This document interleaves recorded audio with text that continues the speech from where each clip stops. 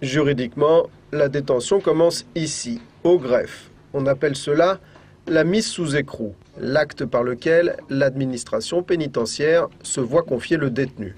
Ce dernier décline son identité de manière classique. Vous vous appelez bien un tel, vous êtes né là, vous êtes fils de... Et moins classique, avec l'identification biométrique de sa main droite. Le détenu reçoit ensuite cette carte avant de se rendre au quartier des arrivants.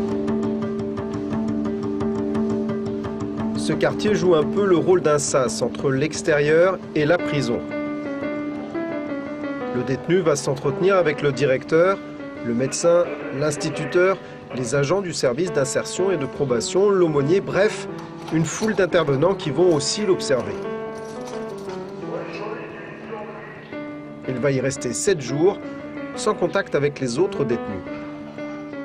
C'est pour éviter ce qu'on appelle le choc de l'incarcération, et éviter le risque suicidaire, et puis de faire en sorte que le détenu ne subisse plus sa peine, mais la voie de manière active, par le travail ou par une remise à niveau scolaire ou le préparation d'un passage de diplôme. Au bout d'une semaine, le détenu rejoint l'un des 2 bâtiments d'hébergement, la MA1 ou la MA2 dans le jargon. Il pourra intégrer une cellule individuelle ou double allant de 10 à 14 mètres carrés, avec télévision et balayette pour le ménage. Chaque cellule comprend des sanitaires, douches et toilettes. Le linge est fourni. Pour l'administration pénitentiaire, le passage au quartier arrivant permet de répartir les prisonniers de manière intelligente, d'éviter autant que faire se peut les cohabitations difficiles. Il ne s'agit pas de considérer que toutes les personnes incarcérées sont des personnes dangereuses. Une part d'entre elles le sont plus que d'autres.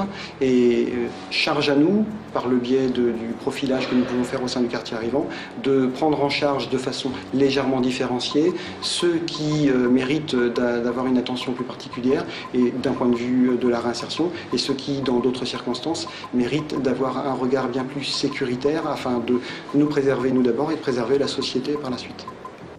C'est donc ici que le détenu passera l'essentiel de son temps.